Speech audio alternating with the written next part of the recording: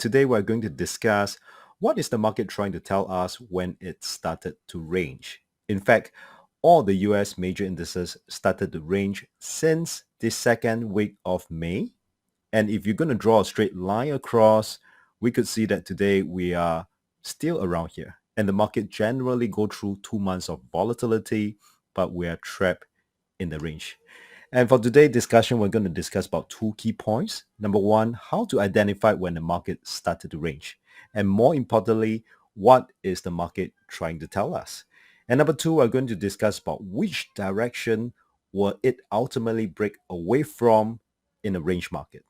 And please take some time to read through the disclaimer in the description box below. And let's go to the first one, how to identify when the market started to range, and more importantly, what is the market trying to tell us? Now, I would like to use a box up method, and we could see that the market has been ranging all this while since the second week of May, somewhere around here. And I would identify that the market has been ranging between this range we could see here. So it's pretty volatile, but for the last 2 months, it started from here, and today we're still at about the same price. So, but importantly, what is this the market trying to tell us? And we could see that from this chart, the daily chart of the E-mini Nasdaq futures, that the market has turned bear since the crossover of 2022. And I'm still in a very bearish mode, but I recognize that the market is in a range market right now.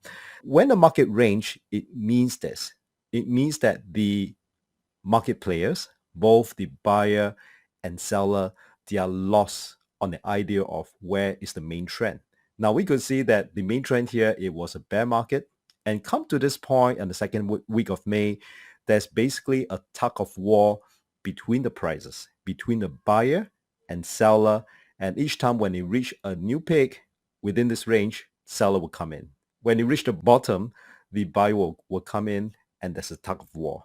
And we know that in tug of war, ultimately, it will just break away from this range. Ultimately, there's only one winner.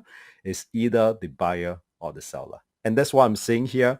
And based on this range, who will be the winner? Is it the buyer or the seller? Now, then I'm going to deploy this method called the which direction will it ultimately break away from this range. And usually I would like to use market divergence. Now, let me just clear off this range so we could appreciate the market insight or the studies that which direction will it ultimately break away from. Now, we could see that there's a new low. It was a lower low in this bear market. We just put a study here. Now, on this MACD I'm using a standard default. We could see that the low, it was a higher low. So whenever this happened, this is what I call the bearish divergence. Now, bearish divergence, it means that this bear is getting weak.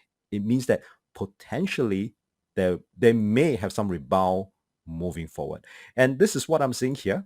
Yes, the market is in a range mode right now.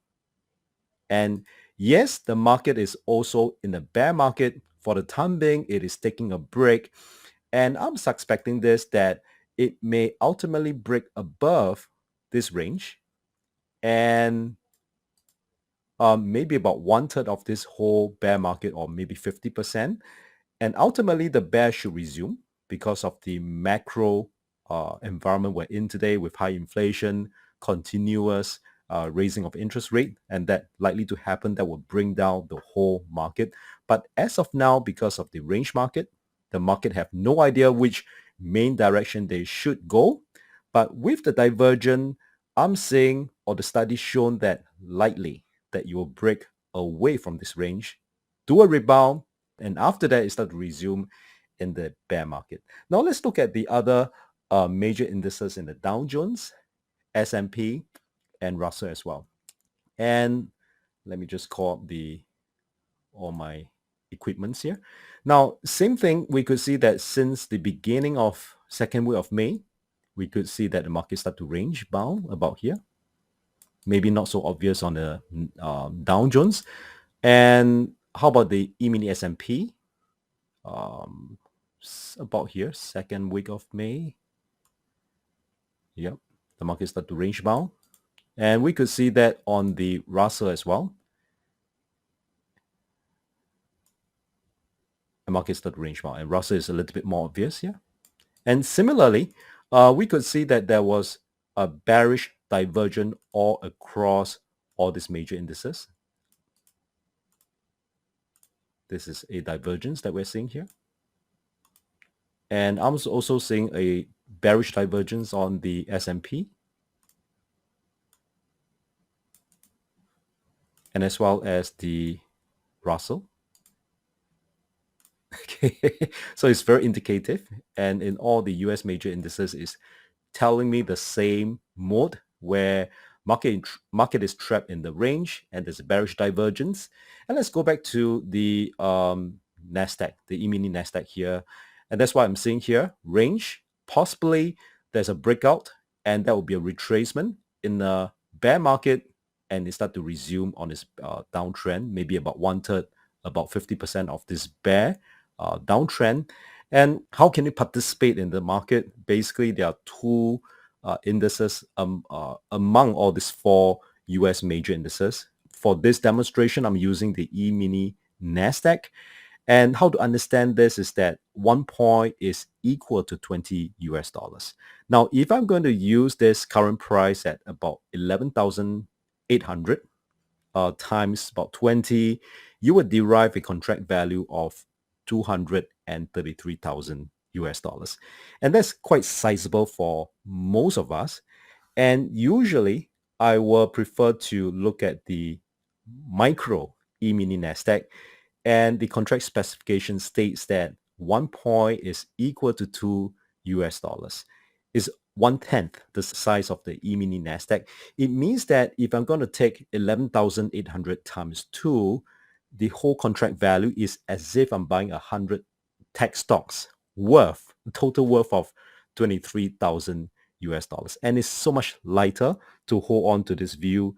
And I have this concept about less is more. And it's so important that I advocate to apply this concept. Less is more. And it's really helpful being a trader here is that now this is because that when we trade into a contract that is within our means, now we will be able to focus on trade setup that is so helpful for entry, stop loss, and profit taking, rather than to manage our emotions when we have overtraded a contract that is not digestible for most of us. And I hope that you're enjoying this, what I presented here. So feel free to leave any comments below. I would love to exchange ideas with you.